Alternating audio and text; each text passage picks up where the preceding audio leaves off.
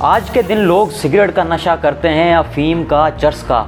लेकिन क्या हो अगर मैं आपको कहूं कि ऐसे भी लोग हैं जो सांप के जहर का नशा करते हैं। पिछले कुछ सालों में कई ऐसे केसेस रिपोर्ट हुए हैं जिसकी वजह से हम आम लोगों को ये बात पता चली कि आखिर सांप के जहर का भी कोई नशा होता है। इंडिया के स्टेट तमिलनाडु के रहने वाले 2 सॉफ्टवेयर इंजीनियर्स जब स्नेक वेनम के एडिक्ट हो गए तो उनका कहना था कि ये जहर लेने के बाद हमारी सेक्सुअल डिज़ायर्स बढ़ गई। वहीं 2013 में भी एक केस रिपोर्ट हुआ जहां 18 साल का लड़का स्नेक वेनम ड्रग का बहुत बुरी तरह से आदी हो चुका था। वो सबसे पहले मदारी के पास जाता है ताकि वहां से वो सांप को खरीद सके। उसने देखा कि सांप देने से पहले मदारी ने सांप को कोई वाइट कलर का पाउडर भी दिया। 18 साल ये लड़का सांप को घर लाकर उसे अपनी जुबान पर बाइट भी करवाता और उसे फील होता कि शायद ही दुनिया में कोई ऐसा शख्स हो जो मुझसे भी ज्यादा रिलैक्स हो, यानी कि वो इतना ज्यादा सुस्त हो जाता। एक पॉइंट तक पहुंचने के बाद उसे हर चीज धुंधली नजर आने लगती और जब सोने जाता तो 36 घंटों तक सोया रहता। आखिर क्या है सांप के जहर को एज अ ड्रग यूज करने के पीछे की सच्चाई और इसके पीछे की साइंस क्या है? क्यों ये टीनेजर्स में इतना ज्यादा फेमस होता जा रहा है? इसके बॉडी में कौन कौन से नुकसानात हैं? और सबसे बढ़कर ये कि वाइल्ड लाइफ यानी कि स्नेक के इसके ऊपर कौन से असरात मुरत्तिब होते हैं, यही सब कुछ जानते हैं हम आज की इस वीडियो में। साल की गुड़िया को 200 रुपये में बेचा नशा करने की नशा। बताऊँ क्या टेस्टिकल्स पे भी वो इंजेक्शंस ले रहे हैं, कोई वेन नहीं मिल रही, वहाँ पे जाके एंड में एक स्नेक आता है जो ग्रीन कलर का होता है, इतना छोटा सा। तो बेसिकली उसकी बाइट को जीप पे लिया जाता है। ये कहानी है एक 33 साल लड़के की जो कि इंडिया के एक गांव में रहता है। 15 सालों में इसने अलग अलग नशे ट्राई कर लिए जैसे कि अल्कोहल, सिगरेट वगैरह। 18 साल की उम्र में इसने अल्कोहल और सिगरेट का इस्तेमाल करना शुरू किया था और 24 साल तक ये सिगरेट और शराब पीता रहा। 25 साल की उम्र के बाद जो इसने ड्रग इस्तेमाल की वो थी ओपियम, जिसे अक्सर अफीम या फ्यूम भी कहा जाता है, जो कि पॉपी प्लांट से निकाला जाता है। फिर अगले 1 साल तक ये लड़का इसी टाइप के नशे करता रहा। दोस्तों इसने ये सारे नशे छोड़ने की बहुत कोशिश की, लेकिन 1-2 महीने गुजरने के बाद इसे फील होता कि मुझे फिर से ड्रग चाहिए, यानी कि यह मुकम्मल तौर पर ड्रग्स का एडिक्टिव हो चुका था।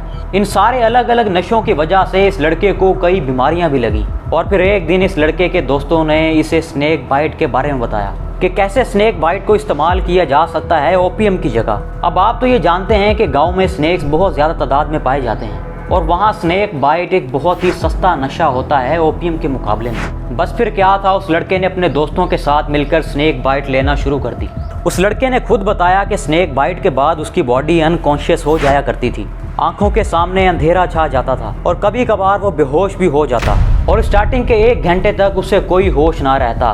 वो सिर्फ यही सोचता रहता मैं कहाँ हूँ और मैं कौन हूँ। लेकिन जो सबसे इंटरेस्टिंग बात यह थी दोस्तों के स्नेक बाइट लेने के 3 से 4 हफ्ते तक उसे ऐसा महसूस होता रहता कि मैं बहुत अच्छा फील कर रहा हूँ। उसे ऐसा लगने लगता कि पूरी दुनिया में सब कुछ बहुत अच्छा चल रहा है। लेकिन 3 से 4 हफ्ते गुजरने के बाद उसको ये जहर दोबारा से चाहिए होता था और फिर से वो अपने दोस्तों के साथ जाता, स्नेक बाइट लेता और आ जाता और ये इसी तरह कई सालों तक चलता रहा। दोस्तों ये स्नेक बाइट का जो कॉन्सेप्ट है ये कोई नया नहीं, बल्कि इसका पहला केस 1990 में आया था और आज के दिन तक ये केस हज़ारों की तादाद में पहुंच चुके हैं, स्पेशली इंडिया में। 2021 में एक स्टडी के दौरान पता चला कि स्नेक बाइट्स का जो नशा है वो मॉर्फिन से मिलता जुलता है, क्योंकि मॉर्फिन एक बहुत ही महंगी ड्रग है और स्नेक बाइट बहुत ही सस्ती, इसीलिए स्नेक बाइट को लोग ज़्यादा प्रेफरेंस देते हैं। और जो लोग स्नेक वेनम ड्रग के एडिक्ट हैं उनका कहना है कि ये ड्रग लेने के बाद हमें बहुत ही हाई फील होता है, यानी कि एक टाइप का हाई डोज है। बेसिकली होता क्या है कि सांप का जहर जैसे ही हमारी बॉडी में इंटर होता है तो वो सबसे पहले हमारे न्यूरॉन सिस्टम और नर्वस सिस्टम को स्लो डाउन कर देता है, जिसकी वजह से हमारी बॉडी के सिग्नल्स हमारे ब्रेन तक नहीं पहुंच पाते, जिससे हमारी बॉडी को एक बहुत अच्छा फील होता है, जैसा कि बाकी ड्रग लेने के बाद होता है। अब आप सोच रहे होंगे कि सांप का जहर लेने का प्रोसेस होता कैसे है। सबसे पहले ये सांप को उसके हेड से पकड़ते हैं, फिर सांप के सर पर बहुत जोर से थप्पड़ मारा जाता है या फिर कोई स्टिक वगैरह, ताकि सांप को गुस्सा आए और वो अपना जहर बाहर निकाले। फिर उसे या तो लिप्स पर, जुबान पर या फिर एयर लॉब्स पर बाइट करवाया जाता है और बहुत ही कम अमाउंट में ये जहर लिया जाता है। कई केसेस तो ऐसे भी रिपोर्ट हुए हैं कि ये जहर लेने के बाद लोग फौरी तौर पर मर जाते हैं। इसीलिए इस प्रोसेस में ये खास ख्याल रखा जाता है कि जहर ज़्यादा मिकदार में हमारी बॉडी में इंटर ना हो जाए। होंठ, जुबान और एयर लॉब्स पर लेने का मकसद ये होता है कि इसका जहर फौरी तौर पर हमारे ब्रेन तक पहुंच जाए। ऑब्वियसली दोस्तों अगर पाँव या फिर हाथ पर बाइट करवाई जाएगी तो उसके नशे को दिमाग तक पहुँचने में टाइम लगेगा, इसीलिए ये इन्हीं जगहों पर बाइट्स करवाना ज़्यादा प्रेफरेंस देते हैं। अब जो सबसे ज़्यादा स्नेक्स इन बाइट में यूज़ किए जाते हैं उनमें सबसे पहले तो आता है कोबरा, जिसका सबसे ज़्यादा यूज़ होता है।